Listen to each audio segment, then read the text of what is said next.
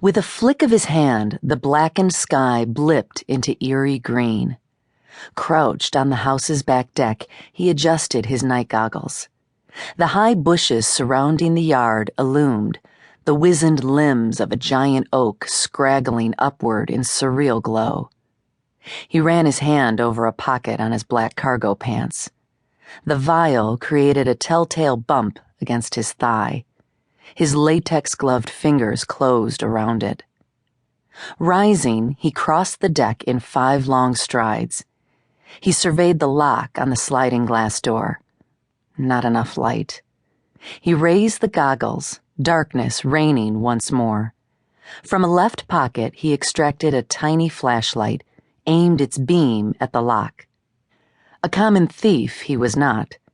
His mission had required intricate study of skills he'd never dreamed he'd need possess. The pick of a lock, a stealthy skulk, a means to render unconscious. He pulled the necessary tools from the same pocket. Holding the flashlight in his mouth, he worked the tools into the lock, manipulating as practiced. The mechanism gave way with a tiny click. He slid the door open. No alarm sounded. He knew it wouldn't. In this upper-crust town, home to Stanford University, alarms were for vacations. Children at home were too apt to set them off. He replaced the flashlight and tools in his pocket, slipped inside the house, and eased the door shut. Down came his goggles. The large kitchen gleamed into view.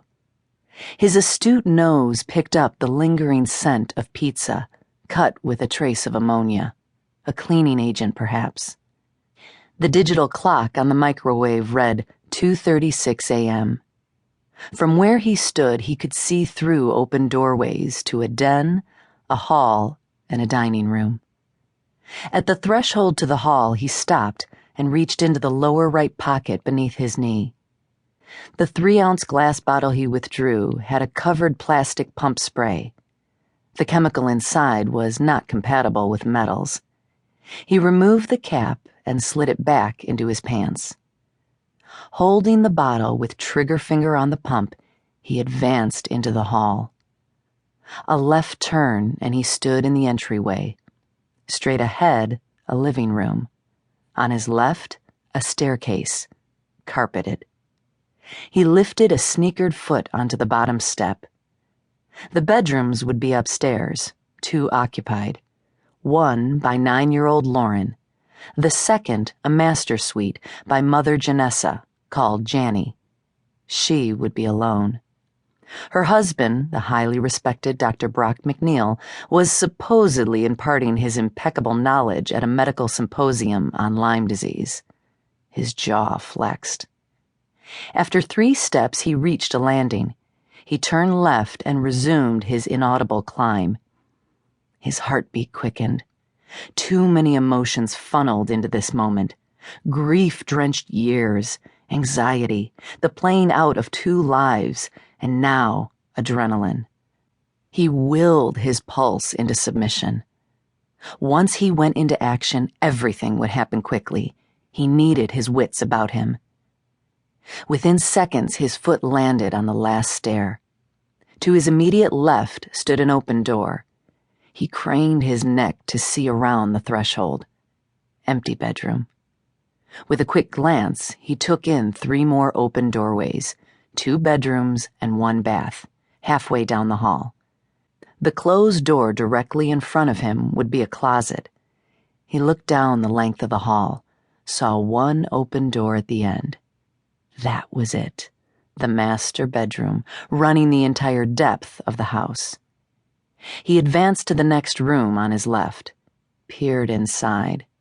The green haloed room held a canopied bed and several dressers, a large stuffed lion in one corner. In the bed lay a small form on her back, 1 arm thrown over the blankets. Lauren. Beside her head was a stuffed animal. He could hear the girl's steady breathing. His mouth flattened to a thin, hard line. He turned and glared at his targeted bedroom, left fingers curling into his palm.